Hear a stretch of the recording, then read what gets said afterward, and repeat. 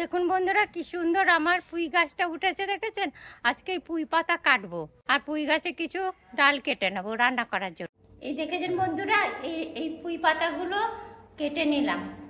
নমস্কার বন্ধুরা, শিবানী কিচেনে আপনাদেরকে স্বাগত। আজকে আমি পুঁই ডাঁটা, ভেড়ি, ঝিঙে, আলু দিয়ে একটা তরকারি করব।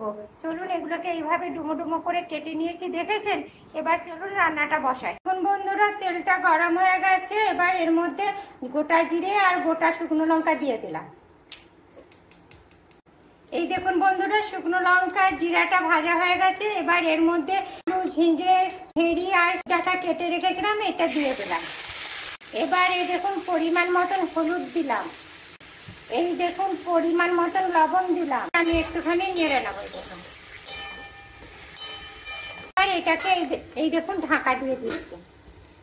ঝিঙে, ভেড়ি, আলু আর পুঁই ডাঁটা সমস্ত কষা হয়ে গেছে। এবার এর মধ্যে একটুখানি সামান্য সর্ষে বাটা দিয়ে দিলাম, দিয়ে এটাকে এরকম নেড়ে দেবো। দেখুন জল ঢেলে দিচ্ছি, বেশি জল দেবো না, একটু জল দেবো। এবার এটা ঢাকা দিয়ে দিচ্ছি।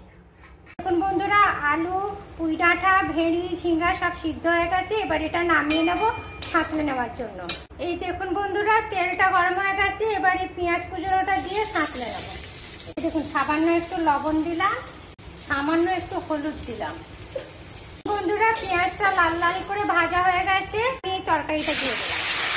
দেখুন বন্ধুরা তরকারিটা হয়ে গেছে, এবার এটা আমি নামিয়ে নিচ্ছি।